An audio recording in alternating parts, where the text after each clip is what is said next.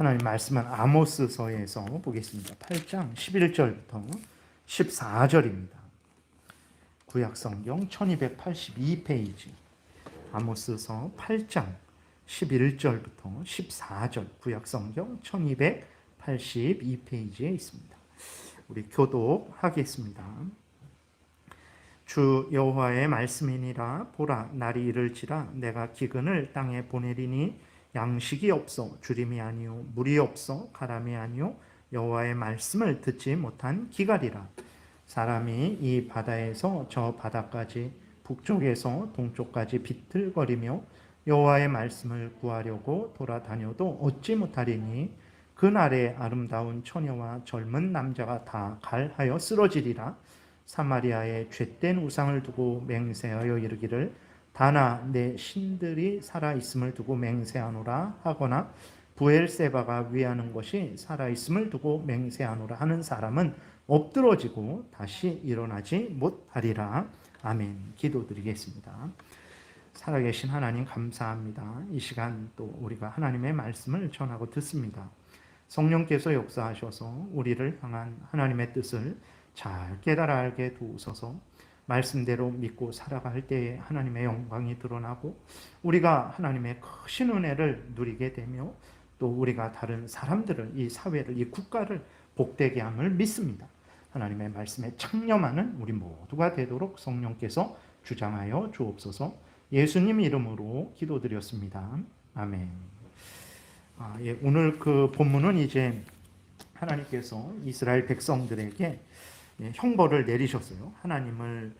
하나님이 하나님께로 오라, 하나님의 말씀을 따르라 이렇게 말씀을 하시는데도 불구하고 하나님을 멀리하고 하나님의 말씀을 던져버리고 우상을 의지하고 그렇게 우상을 섬기는 그러한 삶을 살아가는 이스라엘 백성들에게 하나님이 형벌을 내리셨는데 무슨 형벌을 내리셨습니까?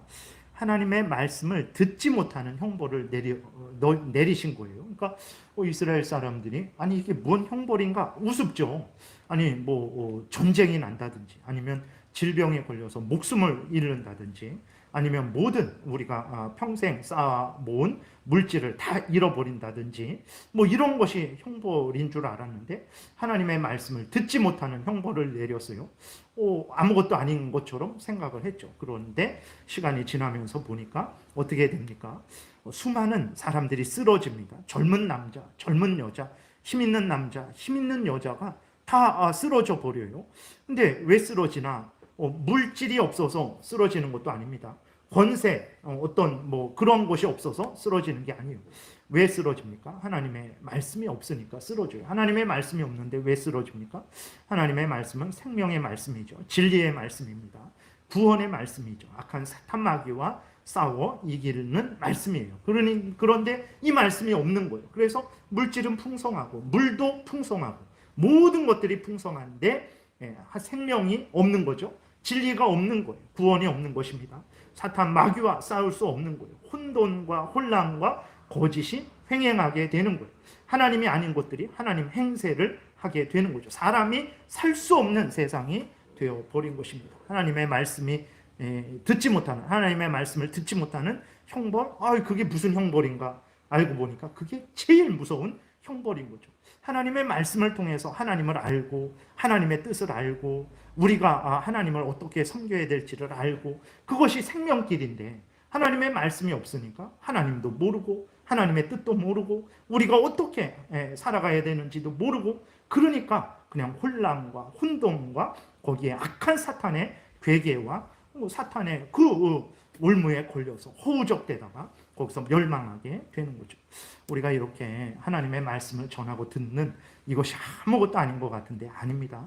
이것 때문에 우리가 살아가는 거예요. 물질 때문에 물론 물질 때문에 살아가죠. 악하다 말하는 게 아니고 중요합니다. 그러나 물질이 없어도 삽니다. 오늘날에도 저 동남아나 아프리카나 그런데 남미나 그런데 보면 하루 종일 일해도 400원, 500원 받는 사람들이 있다고 해요. 기가 막힌 일이죠. 근데 그들은 어쨌든 400원, 500원 갖고 살아갈 수 있는 거예요. 못 받아도 살아갈 수 있는 거예요. 그러나 하나님의 말씀이 없으면 죽습니다. 정말 사탄 마귀의 종로로 타다가 영원한 지옥불에 던져져 죽는 거예요. 가장 무서운 형벌은 하나님의 말씀을 듣지 못하는 형벌이고, 가장 복된 것은 반대로 무엇입니까? 하나님의 말씀을 듣는 거예요. 그래서 하나님을 알고 하나님의 뜻을 알고 하나님과 교제하고 하나님의 영광을 위해서 살아가고 하나님의 은혜를 누릴 수 있기 때문에 그렇습니다. 그래서 우리가 이렇게 하나님의 말씀을 전하고 듣는 거 소중하게 생각하고 하나님의 말씀을 마음에 새기고 하나님의 성경을 통해서 알려주는 대로 우리가 믿고 따르는 신앙생활을 해야 되는 것입니다. 이제 계속해서 웨스트민스터 신앙고백서 2장 1항입니다. 그래서 오늘도 다 못 끝낼 것 같아요. 그래서 다음 주까지 1항을 보고 또 2항도 볼 것입니다. 근데 2항도 비슷해요. 하나님이 어떤 분인지에 대해서 이야기를 하고 있습니다. 중복되는 것이 좀 있는 것 같지만 그렇지는 않고, 1항은 하나님 자체의 하나님이 어떤 분인지, 그 다음에 2항은 피조물과 관련해서 하나님이 어떤 분인지 이렇게 소개하고 있습니다. 좀 천천히 더디게 나가는 것 같지만 하나님을 아는 것이 가장 근본입니다. 그래야 우리가 어떤 마음을 가질지, 어떤 태도를 가지고 살아갈지, 그것이 정해지는 것이죠.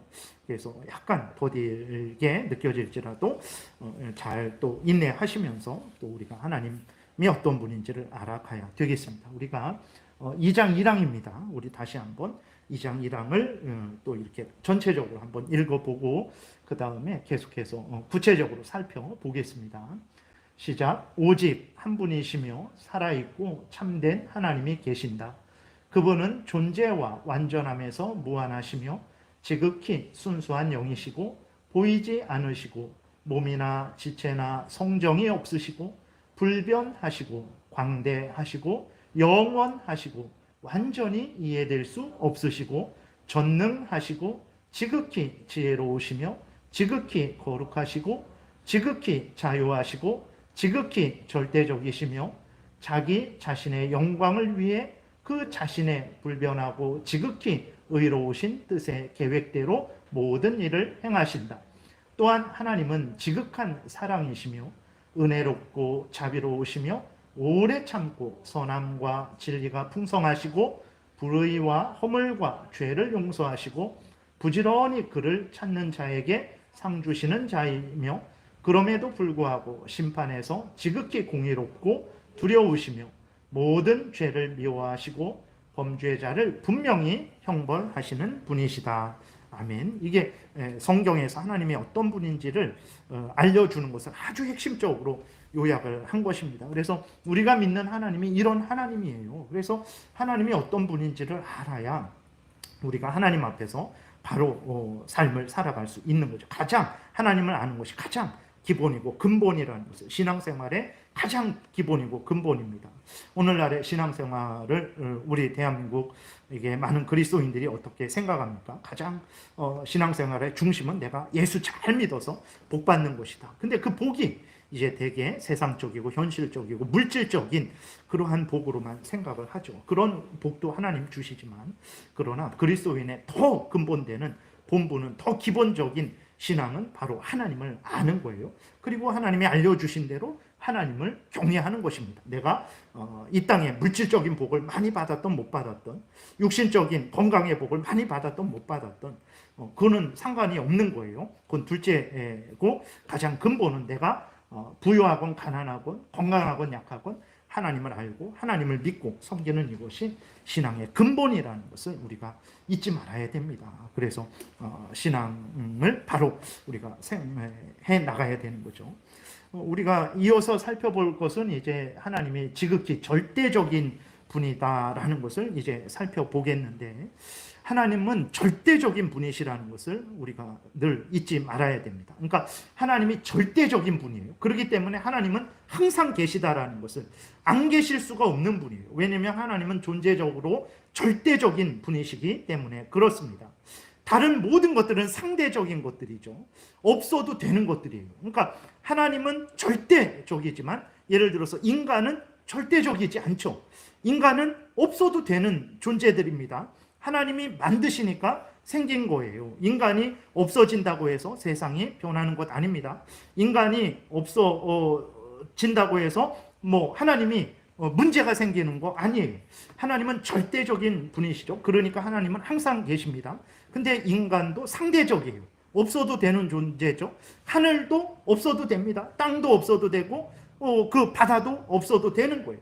어떤 대통령 없어도 되는 거예요. 물론 일반적으로 이렇게 일반 세상에서는 뭐 그러한 권력과 질서가 있어야 되지만 절대자 하나님에게 비해서 모든 것들은 상대적인 것들이죠. 모든 것들은 없어도 되는 것이지만 절대적인 하나님은 절대자 하나님이시기 때문에 항상 살아 계시다라는, 항상 계시다라는 것을 우리가 기억해야 되는 것입니다. 근데 문제는 무엇이냐면 하나님이 절대자라서 하나님이 항상 계시는 그러한 절대자 하나님이신데 인간들은 죄로 오염되고 부패되어서 인간을 절대적으로 생각하는 경우가 있어요. 하나님보다도 인간의 어떤 이 땅에서의 뭐 부귀영화, 이 땅에서의 어떤 그 건강, 이 땅에서의 권세, 이러한 것들을 절대적으로 생각을 한단 말이에요. 아닙니다. 그런 모든 것들은 다 상대적인 것들이죠. 없어도 되는 것들임을 잊지 말아야 됩니다. 그래서 욥기 22장 2절에 보게 되면 이렇게 기록이 되어 있습니다. 인간이 이렇게 참으로 우리들은 내가 절대적인 존재라고 생각해서 내가 이 땅에 없으면 세상이 굴러가지 않을 것처럼 생각하잖아요. 근데 그렇지 않아요. 욥기 22장 2절에 보면 사람이 어찌 하나님께 유익하게 하겠느냐? 지혜로운 자도 자기에게 유익할 따름이니라. 내가 의로운들 전능자에게 무슨 기쁨이 있겠으며 네 행위가 온전한들 그에게 무슨 이익이 있겠느냐. 욥기 또 35장 6절에 그대가 범죄한들 하나님께 무슨 영향이 있겠으며 그대의 악행이 가득한들 하나님께 무슨 상관이 있겠으며 그대가 의로운들 하나님께 무엇을 드리겠으며 그대가 그대의 손에서 무엇을 받으시겠느냐라고, 그가 하나님이 그대의 손에서 무엇을 받으시겠느냐라고 이렇게 말씀하고 있는 것을 보게 됩니다. 그러니까 우리가 절대적인 존재라서 반드시 우리의 건강도 절대적이요, 우리의 물질도 절대적으로 있어야 되고 우리의 모든 것도 절대적으로 있어야 된다라고 생각은 하지만 아닙니다. 다 상대적인 것들이 없어도 되는 것들입니다. 우리 존재 자체도 없어도 되는 존재들이에요. 하나님만이 절대자 하나님이라는 것을 우리가 늘 잊지 말아야 됩니다. 그런데 하나님이 우리에게 은혜를 내려주셔서 없어도 되는 우리들을 구원하여 주시고 하나님과 항상 영원히 함께 살 수 있게 하신 거예요. 얼마나 감사하고 기쁜 일입니까? 그리고 하나님은 절대자이시기 때문에 스스로 계시죠. 그러나 인간은 절대자가 아니기 때문에 스스로 있을 수 없습니다. 인간은 살기 위해서 하늘과 땅과 바다와 모든 것이 필요하죠. 그러나 하나님은 모든 것 필요 없습니다. 하나님은 절대적이고 스스로 충만하시기 때문에 모든 것 필요 없어요. 그래서 출애굽기 3장 14절에 보게 되면 하나님이 모세에게 이르시되 나는 스스로 있는 자이니라. 하나님은 스스로 계신 분이에요. 우리가 하나님이 계셔야 됩니다 해서 하나님이 계시는 게 아닙니다. 우리가 하나님의 서 계신 발등상이 되겠습니다 하고 우리가 엎드려서 그 땅을, 기반을 만들어 주기 때문에 하나님이 계신 거 아니에요. 우리 모든 인간들이 없어져도 하나님은 스스로 계시는 분이라는 것을 기억을 해야 되는 것입니다. 그래서 또 이르시되 너는 이스라엘 자손에게 이같이 이르기를 스스로 있는 자가 나를 너희에게 보내셨다 하라. 늘 잊지 말아야 됩니다. 하나님이 절대자고 인간은 상대자라는 것을. 자연, 천지, 만물 모든 것들은 상대적인 것들이라는 것을 잊지 말아야 돼요. 인간에 의해서 하나님이 생긴 게 아닙니다. 하나님에 의해서 인간이 생긴 거예요. 절대자는 하나님이시고 인간은 상대자일 뿐이에요. 이것을 같이 놓으면 안 됩니다. 인간이 더 높이 올라가는 것도 안 돼요. 항상 하나님이 절대자고 그 절대자 하나님에 의해서 인간이 생긴 거예요. 이것을 잊지 말아야 됩니다. 이 관계가 깨어지게 되면 인간이 자기가 절대자처럼 하나님 행세를 하게 되는 거죠. 이게 죄입니다. 우리가 다시 한번 하나님이 절대자고 우리는 상대자라는 것을 늘 기억해야 되고, 그 다음에 하나님이 절대자이기 때문에 모든 것은 하나님을 기준으로 해서 하나님의 말씀을, 하나님의 율법을, 하나님의 말씀을 기준으로 해서 평가되고 판단돼야 되는 것입니다. 사람이 절대 기준이 될 수 없어요. 시간이 절대 기준이 될 수 없습니다. 천재, 어떤 정말 아인슈타인 같은 그러한 천재가 절대 기준이 되는 것 아닙니다. 오직 하나님의 그 법이 절대 기준이 된다는 것을 우리가 기억해야 됩니다. 오늘날 하나님이 절대자 되신다라는 이 사실을, 또 하나님의 말씀이 절대 기준이 된다라는 이 사실을 부인하고자 하는 악한 사탄의 괴계가 횡행하고 있어요. 많은 사람들이 그러죠. 절대 기준이 어딨냐? 라고 주장합니다. 야, 너도 옳고 나도 옳고, 너도 인간이고 나도 인간이고, 그런데 절대 기준이 어딨냐? 라고 그렇게 하죠. 물론 인간적으로는 그렇죠. 그러나 그들이 그렇게 말할 때에 하나님도 절대자 아니다, 이런 식으로 말을 하는 거죠. 그래서 너도 옳고 나도 옳고 우리 모두 옳다. 절대 기준이 어딨냐? 그것은 시대가 변하면 다 이렇게 저렇게 변하는 것이고, 또 지역이 변하면 다 이렇게 저렇게 변하는 것이지. 무슨 절대 기준? 항상 모든 시대에 항상 절대적인 것, 어느 지역에 항상 절대적인 것, 그런 게 어딨냐? 그런 것들이 오늘날에 이제 교회에도 많이 들어왔잖아요. 그래서 뭐 꼭 남자와 여자, 한 남자와 한 여자가 결혼해야 되냐? 남자와 남자는 안 돼? 여자와 여자는 안 돼? 한 남자와 많은 여자, 한 여자와 많은 남자는 안 돼? 이런 게 되는 거예요. 절대적인 게 어디 있어? 다 시대가 변하고 또 지역이 달라지면 다 그렇게 거기에 맞게 살아가는 것이지. 그러면서 이제 동성연애도 허용해야 되는 것이지, 동성부부도 허용해야 되는 것이지, 이런 주장을 하는 거예요. 그러나 이건 거짓말입니다. 왜 그렇습니까? 하나님이 절대자예요. 하나님은 영원히 절대자십니다. 그리고 하나님의 말씀이 절대 기준이에요. 절대 기준이 있어요. 근데 사람들은 하나님을 절대자로, 하나님의 말씀을 절대 기준으로 삼지 않는 거죠. 다 필요 없어. 시간이 흐르면 다 변하는 거야. 이런 식으로 이야기를 하는 거예요. 그래서 이러한 일들이 교회에도 뭐 이렇게 밖에서만 있는 게 아닙니다. 불신자들만 그러는 게 아니라 시대가 변했으니까 이제는 여자가 목사도 될 수 있다, 여자도 목사가 될 수 있다, 이런 주장을 하죠. 이런 주장이 뭐 그럴듯한 것 같죠. 절대로 아주 죄악된 것이라는 것을 기억해야 됩니다. 왜 그렇습니까? 절대자 하나님을 부정하는 거예요. 2000년 전에 하나님이 지금 하나님하고 다릅니까? 동일합니다. 하나님은 영원 전에도 동일하고, 창조 때에도 동일하고, 노아 시대 때에도 동일하고, 아브라함 때에도 동일하고, 뭐 다윗 때에도 동일하고, 지금 우리들 때에도 동일하고, 앞으로도 영원히 동일하세요. 하나님은 절대자이십니다. 그리고 하나님의 그 뜻도 동일해요. 하나님이 십계명을 출애굽해서 이스라엘 백성들이 시내산에서 십계명을 주셨는데, 그 십계명은 하나님이 창조할 때 아담에게 주셨던 하나님의 뜻입니다. 그 뜻이 동일하게 이스라엘 백성들에게도 전해진 거예요. 그리고 오늘날 우리들에게도 성경에 기록되어서 이것이 하나님과의 관계에 있어서, 인간의 관계에 있어서 변하지 않는 내 뜻이다, 이렇게 하나님이 우리에게 말씀해 주고 있는 거예요. 변하지 않는 절대 기준이 있어요. 그것은 하나님의 말씀인 거예요. 근데 사람들은 시대가 변했으니까, 장소가 변했으니까 이제 다 바꾸면 되지 않냐? 바꿀 수 있는 게 있고 바꾸지 못하는 게 있다라는 것을 기억해야 됩니다. 그래서 여자가 목사가 돼도 된다라고 주장을 하면 결국은 그것은 하나님을 공격하는 것이고, 그것은 성경을 공격하게 돼요. 왜 그러냐면 이제 디모데전서 2장, 3장에 보게 되면 2장에서는 여자의 가르치는 직분은 될 수 없다. 왜냐하면 남자가 먼저 창조되었고 그 다음 여자다. 이게 하나님의 뜻이다. 그래서 여자가 남자보다 앞서면 안 된다. 교회에서 가르치는 직분, 목사와 장로가 될 수 없다. 그러면서 이제 디모데전서 3장에서는 감독은 한 아내의 남편이 돼야 된다, 이렇게 주장을 하고 있고, 고린도전서 14장에서도 여자는 교회에서 잠잠해라. 그것은 이제 교회에서 여자가 가르치는 직분을 맡으려고 하지 말아라. 목사나 장로가 되려고 하지 말아라. 이런 말씀이거든요. 그러면 시대가 변했으니까 이제 여자가 목사가 된다. 그러면 디모데전서 2장, 3장이 잘못된 거가 되는 거예요. 고린도전서 14장이 잘못된 거가 되는 거예요. 그럼 디모데전서 2장, 3장, 고린도전서 14장은 그거는 잘못된 성경이 되는 거죠. 근데 결국 그렇게 하다 보면 그 디모데전서 2장, 3장, 고린도전서 14장 이것만 잘못된 것으로 보겠습니까? 결국은 다 잘못된 성경이 돼버립니다.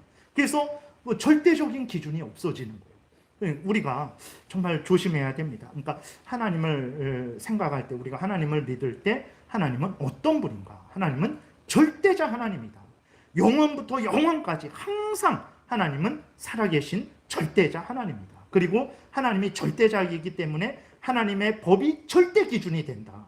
인간의 법이 기준이 되는 게 아니에요. 시간이, 장소가 기준이 되는 게 아닙니다. 그렇기 때문에 절대로 시간이 변하든 뭐 사람들이 많이 요구하든 적게 요구하든 하나님의 말씀을 기준으로 삼고 우리가 생각하고 말하고 행동해야 된다는 것을 우리가 잊지 말아야 됩니다. 하나님은 절대자시다. 하나님이 기준이에요. 하나님의 말씀이 절대 기준입니다. 모든 것들은 하나님을 중심으로, 하나님의 말씀을 중심으로 판단되고 평가되어야 되는 것입니다.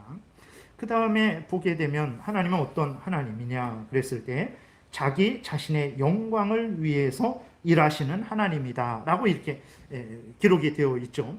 우리가 이것을 아주 명심하고 또 명심해야 되는 것입니다. 하나님은 어떤 분이냐, 하나님의 영광을 위해서 일하시는 분이라는 것을 정말 마음에 새겨야 됩니다. 왜 그렇습니까? 그리스도인들이 착각을 해요. 무슨 착각을 하냐면 하나님은 나를 위해서 존재하는 분으로 생각을 해요. 물론 하나님이 나를 위하시죠. 근데 하나님의 뜻이 나를 위하는 것이냐? 모든 것들은 다 없고 나를 위한다? 근데 나를 위하는 게 어떤 것입니까? 내가 갖고 싶은 거 갖게 해주고, 내가 구하는 거 얻게 해주고, 내가 가고 싶은데 가게 해주고, 내 소원 성취를 하는데 도움이 되는 하나님으로 생각을 하죠. 아닙니다. 그게 아니에요. 우리가 조심해야 됩니다. 그러니까 하나님은 나를 위해서, 내 영광을 위해서 존재한다라고 생각하니까 하나님께 순종하지 않죠. 하나님을 자신의 심부름꾼처럼 생각을 하는 거예요. 하나님의 영광을 위하지 않는 그러한 삶을 살아가게 되는 것입니다. 그건 큰 잘못이에요. 하나님은 하나님의 영광을 위하시는 분입니다. 이것을 우리가 아주 명심해야 돼요. 하나님은 하나님의 영광을 위해서 일하시는 분이에요. 하나님이 작정하신 것도 하나님의 영광을 위해서 그렇게 작정하신 거예요. 하나님이 우리를 구원하신 것도 하나님의 영광을 위해서 구원하신 것입니다. 하나님이 작정하신 대로 창조하신 것도 하나님의 영광을 위해서 창조하신 거예요. 창조하신 것들을 하나님이 손에 쥐고 다스리시는, 섭리하시는 것도 하나님의 영광을 위한 것입니다. 우리를 구원한 것도 하나님의 영광을 위한 거예요. 그렇기 때문에 구원받은 자가 자기 탐욕을 따라서 살아가면 안 되는 거예요. 구원받은 자는 더더욱 하나님의 영광을 위하는 삶을 살아야 되는 것입니다. 우리에게 은혜를 내려주시는 것도 하나님의 영광을 위한 거예요. 건강을 주시고 물질을 주시고 지혜를 주시고 지위 권세를 주시고 다 하나님의 영광을 위해서 쓰라고 주신 것이라는 것을 기억해야 됩니다. 그러나 하나님의 영광을 위해서 모든 작정을 하고 창조를 하고 섭리를 하고 우리를 구원하고 우리에게 은혜를 주셨다라는 것을 기억하지 않으니까 어떻게 합니까? 하나님이 주신 것들을 가지고 하나님의 영광을 위해 쓰지 않죠. 내 생명을 가지고 하나님의 영광을 위해 쓰지 않아요. 내 물질을 가지고 하나님의 영광을 위해 쓰지 않아요. 내 지혜와 건강을 가지고 하나님의 영광을 위해 쓰지 않아요. 산으로 들러 내 영광을 위해서, 내 유익을 위해서, 내 탐욕을 위해서 살아가게 되는 거예요. 그게 죄입니다. 그게 죄예요. 그러니까 우리가 아주 분명하게 기억해야 될 것은 모든 것들은 하나님의 영광을 위해서 사용해야 된다라는 거예요. 이렇게 뭐 휴가도 가지 말고 야유회도 가지 말라라는 게 아니라 먹든지 마시든지 무엇을 하든지 하나님의 영광을 위해야 된다라는 거예요. 그래서 인생의 가장 중요한 것이 무엇입니까? 인생을 살아갔을 때 마지막에 나는 대통령의 자리에 올랐고 나는 정말 이렇게 재산이 뭐 이 정도 이렇게 있었고 나는 여기도 가보고 저기도 가보고 나는 이것도 먹어보고 저것도 먹어보고 그게 중요한 게 아닙니다. 내가 어떤 인생을 살았건 고난의 인생을 살았건 아니면 풍요하고 풍부하고 건강한 인생을 살았건 그것은 2차적인 문제입니다. 중요한 것은 내가 인생을 살 때 하나님을 위했냐 아니면 하나님을 위하지 않았냐 이게 중요한 거예요. 내가 하나님을 위하는 인생을 살았냐 그렇지 않냐 이게 중요한 거예요. 이것으로 인생이 평가돼야 됩니다. 그리스도인들은 이것을 기준으로 평가해야 되는 거예요. 그러지 않고 그리스도인들도 뭐 이렇게 얼마나 벌었어, 얼마나 높은 지위에 올라갔어, 얼마나 뭐 여행 많이 다녀봤어, 이런 것으로 평가해서는 안 된다는 것을 우리가 늘 잊지 말아야 됩니다. 인생은 하나님은 하나님의 영광을 위하시는 분이에요. 그리고 그렇기 때문에 우리도 하나님의 영광을 위해야 됩니다. 왜냐하면 우리를 창조하신 것도 하나님의 영광을 위해서 창조하신 것이고, 우리를 구원하신 것도 하나님의 영광을 위해서 구원하셨기 때문에 그렇죠. 이사야 43장 21절에 이 백성은 내가 나를 위하여 지었나니 나를 찬송하게 하려 함이니라. 로마서 14장 7절에 우리 중에 누구든지 자기를 위하여 사는 자가 없고 자기를 위하여 죽는 자도 없도다. 우리가 살아도 주를 위하여 살고 죽어도 주를 위하여 죽나니 그러므로 사나 죽으나 우리가 주의 것이로다. 이를 위하여 그리스도께서 죽었다가 다시 살아나셨으니 곧 죽은 자와 산 자의 주가 되려 하십니다. 예수 그리스도가 왜 우리를 대신하여 죽었다가 사셨습니까?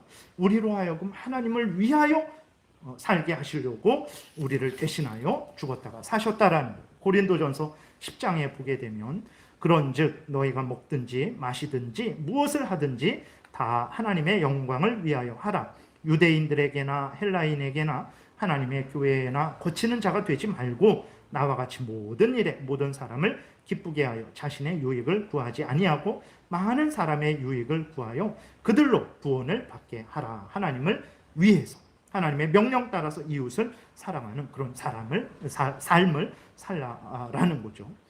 그러면 우리 마음속에 그런 생각이 들죠. 꿈틀꿈틀 질문이 생깁니다. 그럼 우린 뭔가? 아니 그럼 우린 뭡니까? 내 인생은 뭡니까? 라고 이런 질문이 생겨요. 하나님이 창조하실 때 처음부터 하나님을 위하는 인생으로 만드셨다는 것을 우리가 잊지 말아야 됩니다. 근데 언제부터 하나님 생각 안 하고 내 생각을 하게 됐냐? 아담과 하와가 타락한 직후부터 그 죄로 오염되고 부패된 다음부터 하나님 제일 우선 중심이 되지 않고 나 제일 우선 중심이 된 거예요. 이게 죄성의 표현입니다. 죄성의 증거예요. 그렇게 되니까 하나님을 위해서 살라라고 만들었는데 죄로 오염되고 부패되니까 하나님을 위해서 살지 않죠. 나 자신만을 위해서 사는 거예요. 이것이 불신자들의 상태죠. 그래서 그럼 나는 뭐냐라는 그러한 질문이 생기는 게 그게 자연스럽죠. 그것이 바로 우리가 죄로 오염되고 부패되었다라는 증거예요. 그럼 나는 뭐냐? 그랬을 때 뭡니까? 우리는 하나님의 피조물이죠. 그래서 우리가 인간이 가장 복되게 될 때가 언제라고 여러분들 생각합니까?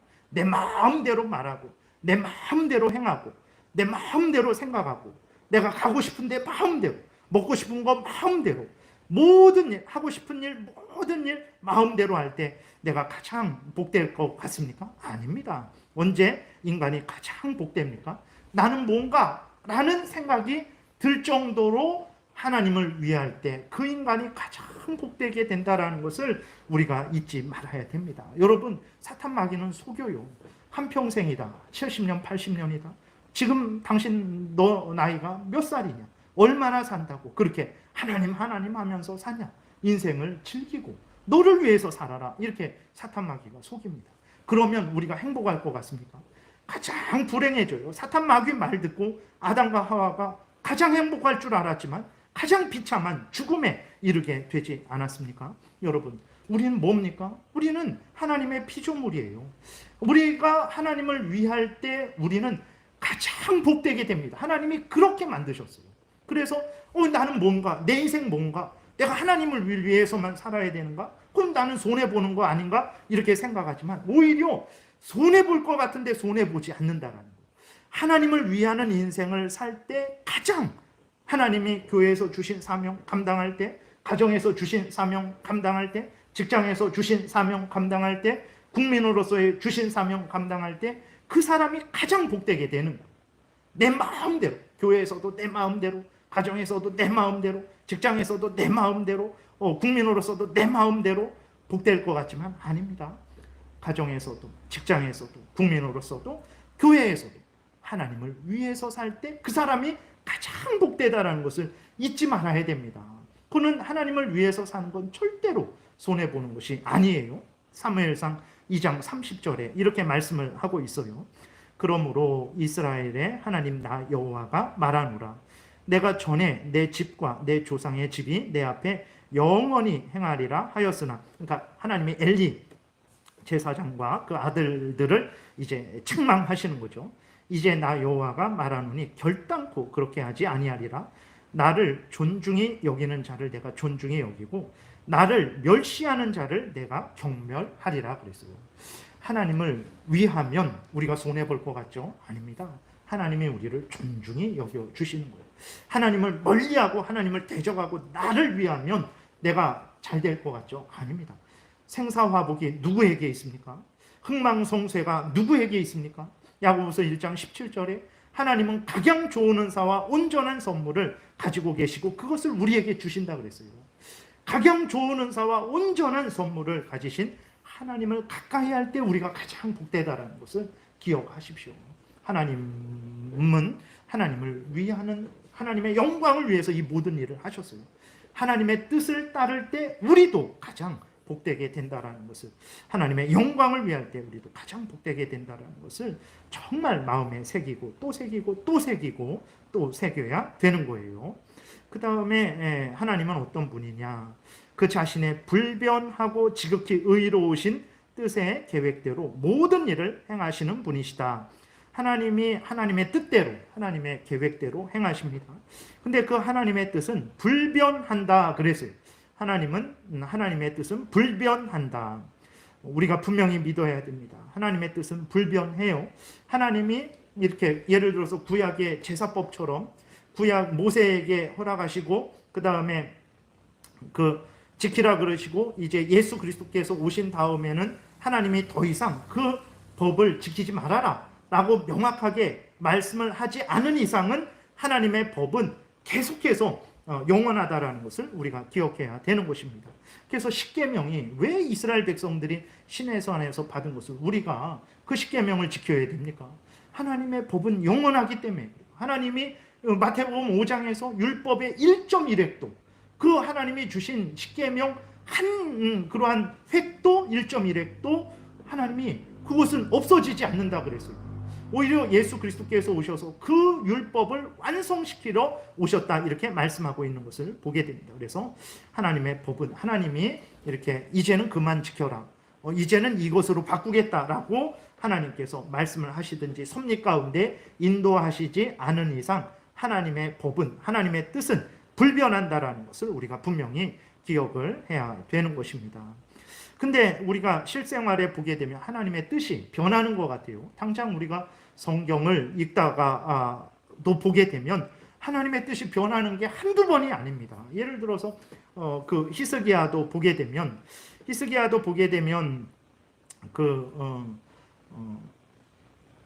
하나님께서 이사야를 통해서 히스기야에게 말씀을 하시죠. 너가 이제 죽게 되었다. 너 죽을 것이니까 죽을 준비해라 라고 이렇게 말씀을 하세요. 이사야가 하나님 말씀 그렇게 전하고 이사야는 돌아가 버립니다.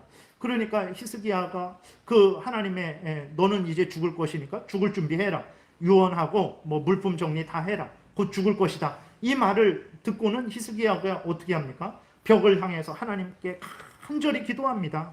하나님의 은혜를 간절히 구해요. 그러니까 이사야가 다시 돌아와서 뭐라고 말합니까? 히스기야의 생명을 15년 더 살게 해주시는 하나님의 뜻을 전해요. 그런 것들이 한두 개가 아니잖아요. 니느웨도 하나님이 멸망시키겠다라고 그러니까 그랬다가 요나가 그 하나님 말씀을 전해서 그들이 회개하니까 멸망시키지 않으셨단 말이에요. 하나님의 뜻이 늘 변하는 것 같이 우리는 그렇게 보이죠. 근데 이게 무엇인가? 우리 눈에는 하나님이 변하는 것처럼 보이는 것일 뿐이지 결국은 하나님의 뜻이 변하는 것은 아닙니다. 하나님의 뜻은 확고히 선 거예요. 그러니까 하나님은 처음부터 히스기야를 죽이시려고 했다가 바꾸신 게 아니에요. 하나님은 히스기야를 죽이시려고 계획하셨다가 히스기야가 기도하니까 내가 다시 살려야 되겠다, 이게 아닙니다. 우리들은 그렇게 느끼죠. 그러나 하나님은 처음부터 히스기야를 15년 더 살게 하시는 그 뜻을 갖고 계신 거예요. 근데 15년 히스기야를 더 살게 하시는 그 과정을 하나님이 그런 방식으로 사용을 하신 거예요. 그렇게 우리가 받아들여야 되는 것입니다. 그래서 하나님이 우리에게 말씀하시는 것들이 이제 하나님의 뜻이 이랬다 저랬다 하는 것 같지만 아닙니다. 하나님이 모든 것을 알려주시지 않아서 우리 눈에는 자꾸 변하는 것 같이 보이는 거예요. 그러나 하나님은 한 뜻을 가지고 한 계획을 가지시고 계속해서 이끌어 가시는 거예요. 우리는 이 전체를 보지 못하니까 그냥 여기만 봤다가 또 저기만 봤다가 여기만 봤다가 저기만 봤다고 하니까 하나님의 뜻이 변하는 것 같이 느껴질 뿐입니다. 그러나 하나님의 뜻은 변하는 것이 아니라는 것을 처음부터 그 뜻이었어요.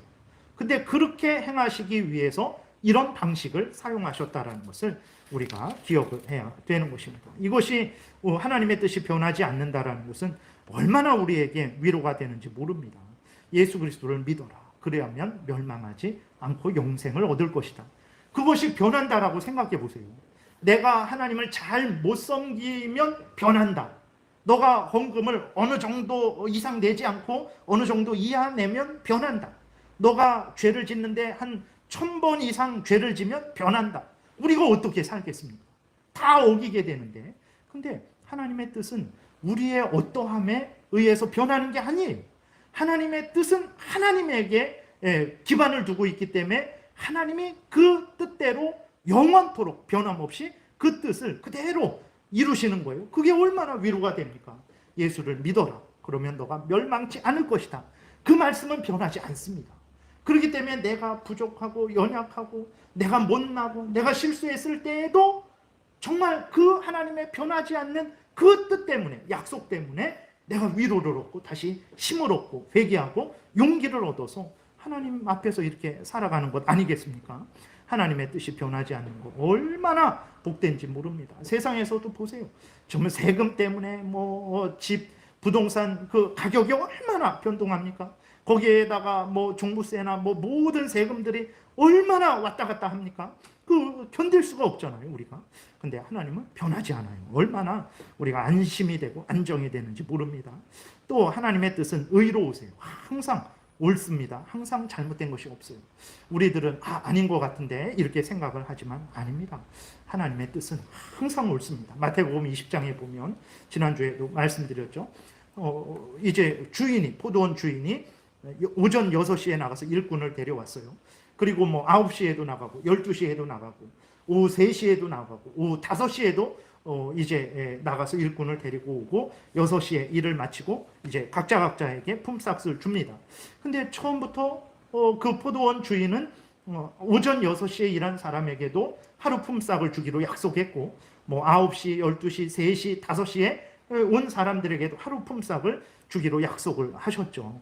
그래서 주인이 그렇게 했어요. 그랬더니 12시간 일한 사람이 억울해하고 분해하는 거죠. 아니 왜 내가 더 많이 일했는데 왜 나에게는 더 저 1시간 일한 사람하고 똑같은 값을 줍니까? 라고 막 화를 내죠. 그때 주인이 뭐라고 말합니까? 내 것을 가지고 내가 이렇게 행하는 것이다. 내가 잘못한 것이 없다. 너와 처음부터 그런 약속을 하지 않았느냐 라고 이렇게 말씀을 하시죠. 그러니까 불의한 우리들은 하나님이 의롭게 행하시는데 약속대로 행하시는데 거짓말하지 않고 행하시는데 불의하게 보는 거예요. 우리가 불의하니까 불의하게 보는 거죠. 아닙니다. 하나님의 뜻은 의롭다라는 것을 늘 잊지 말아야 됩니다. 그래서 하나님의 뜻을 따라 살아가면 복되게 되는 거예요. 정말 복되게 되는 것입니다. 그 다음에 여기까지만 좀 이제 살펴보겠습니다. 하나님은 지극한 사랑이시며 이렇게 기록이 되어 있어요. 하나님은 지극한 사랑입니다. 요한일서 4장 16절에 이렇게 기록이 되어 있어요. 하나님이 우리를 사랑하시는 사랑을 우리가 알고 믿었노니 하나님은 사랑이시라. 사랑 안에 거하는 자는 하나님 안에 거하고 하나님도 그의 안에 거하시느니라. 하나님은 죄인들을 위해서 독생자 예수 그리스도를 보내시고 대속하게 하셨죠. 대속이라는 것은 대신 죄값을 치렀다. 속이라는 게 죄값을 치렀다라는 거예요. 대신 죄값을 치렀다. 속량이라는 것은 대신 죄값을 치르고 자유롭게 했다. 죄값을 치르고 자유롭게 했다라는 거죠. 속전이라는 것은 이제 죄값이죠. 죄값을 드렸다 이렇게 하는 거예요. 구속이라는 것도 값을 치르고 구원했다 이런 의미입니다. 그러니까 대속이라는 것은 예수 그리스도가 대신 우리의 죄값을 치른 거죠. 대속하게 하심을 통해서 무한한 은혜와 사랑을 나타내셨어요. 그래서 하나님은 사랑이시다 이렇게 말을 하는 거예요. 그래서 여러분 보세요. 우리가 원수를 위해서 배은망덕한 자를 위해서 대신 죽을 수 있습니까? 인간 세계에서도 그럴 수는 없어요. 그런데 하나님은 하나님의 피조물인 인간, 벌레만도 못하고 구더기만도 못한 인간, 배은망덕한 인간, 피조물이면서도 절대자가 아니면서도 절대자인 양 행세하는 하나님 노릇하는 하나님 행세하는 아주 사악한 인간을 위해서 성자 예수 그리스도가 이 땅에 오셨어요. 그래서 우리 대신 그 사악한 죄로 오염되고 부패된 사탄의 종로로 타는 우리를 대신해서 죽게 하신 거예요. 우리는 이 사랑이 얼마나 큰지 모르죠. 그러니까 하나님이 사랑이시다라고 말씀을 할 때 잘 이해하지를 못하는 거예요. 우리는 아마 영원히 하나님의 사랑을 정말 온전한 하나님의 사랑을 이해하지 못할 거예요. 하나님의 사랑은 그렇게 지극한 사랑이에요. 우리가 상상하고 형언할 수 없는 사랑이죠. 이러한 한없는 사랑이 우리에게 부어지고 있는 거예요. 그런데 우리는 하나님이 나를 사랑하시지 않는 것 같다. 늘 이런 생각을 하는 거예요. 예. 참으로 우리가 늘 회개하고, 그래서 우리가 신앙생활 할 때 우리가 먹을 거, 입을 거, 마실 거 구해야 되죠. 우리가 구해야 됩니다.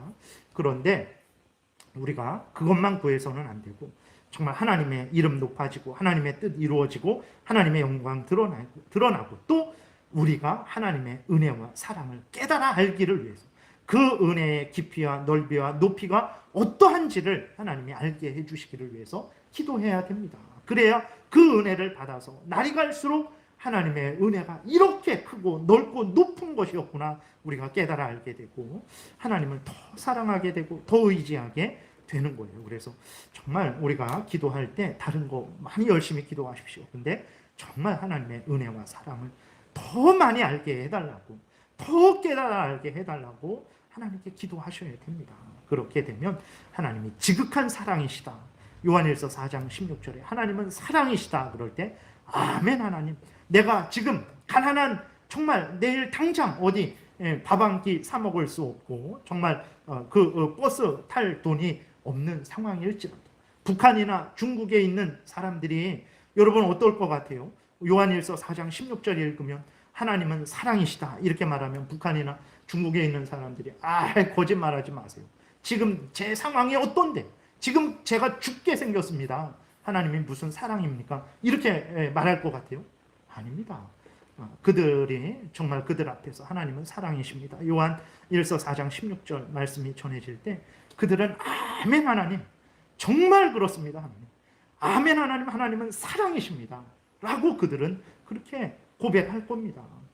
여러분, 우리가 도대체 저들은 지금 마음대로 돌아다니지도 못하고 정말 먹을 거 없어서 굶어 죽기 일보 직전이고, 그리고 예수 믿는 것 때문에 온 집안이 아주 멸망당할 그 위기에 처해 있는데도 어떻게 저들은 하나님은 사랑이시다 라고 할 때 아멘 하나님 그렇습니다, 하나님은 사랑이십니다 이렇게 말할 수 있을까? 여러분 이해하시겠습니까?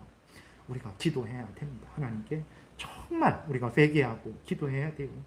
우리는 하나님이 언제 저를 사랑하셨습니까? 늘 이러지 않습니까? 정말 우리가 다시 한번 신앙생활이 뭔지, 도대체 신앙생활이 뭔가, 성경이 말하는 신앙생활이 뭔가, 그 영적인 축복, 육신적인 축복, 물질적인 환경적인 축복 받는 게 신앙생활인가? 내 원하는 거 얻어내는 게 신앙생활인가? 아닙니다. 성경에서 알려주는 것을 그대로 받아들이고 믿고 따르는 게 신앙생활이에요. 성경이 무엇을 알려줍니까? 하나님이 이런 분이라고 창세기부터 계시록까지 다 매일매일 매 성구마다 알려주시는데 상관없어요. 듣지도 않고 관심도 안 갖고 그저 하나님 영적으로 잘된 것처럼 내 육신 잘되게 하시고 내 범사 잘되게 하시면 됩니다. 이 소원이 내 가장 큰 소원이니까 이 소원이나 들어주세요. 그렇게 되니까 수십 년 신앙생활을 해도 하나님이 누군지를 몰라요. 하나님이 사랑이시다. 뭔 말이야? 하나님은 절대자시다. 뭔 말이야? 하나님은 자비로우시다. 도대체 무슨 말이야? 복잡해. 영적으로 잘 되는 것처럼 육적으로, 환경적으로 삼중 축복이나 주세요 라고 해서는 안 되는 것입니다. 그래서 다시 한번 우리가 하나님 앞에 바로 서서 하나님이 성경에서 알려주는 그대로 믿고 따르는 그러한 복된 신앙생활 해야 되겠습니다. 기도드리겠습니다. 살아계신 하나님 아버지 감사합니다. 우리가 무엇이간데 우리에게 은혜를 내려주셔서 하나님이 어떤 분인지 소개해 주시고 미련하고 무지하고 잘 들으려고 하지도 않고 또 이해도 못하는데 끊임없이 오래 참으시며 사랑으로 깨닫게 하시고 이렇게 하나님을 알게 하시고 하나님을 또 사랑하고 의지하고 섬기게 하시는지요. 하나님이 주시는 이 은혜 하나님 우리가 믿음의 눈을 뜨고 보게 하여 주옵소서. 하나님 우리가 죽어서 천국에 갔을 때 정말 이 은혜가 얼마나 큰 은혜인지를 깨달아 알게 될 텐데 죽어서 천국에 가서 그때서야 깨닫는 것이 아니라 이 땅에 살아있는 동안 하나님 우리가 깨달을 만큼 깨닫게 하셔서 이 땅에 살아가면서 감사하고 기뻐하고 정말 하나님을 알지 못하는 자들을 불쌍히 여기고 하나님을 증거하는 예수 그리스도를 증거하는 참으로 복된 신앙생활 하게 도우시고 힘들고 어려울지라도 하나님 사랑하고 의지하고 하나님 영광 드러내는 참으로 믿음의 삶 사는 우리 모두가 되게 도우소서. 예수님 이름으로 기도드렸습니다. 아멘.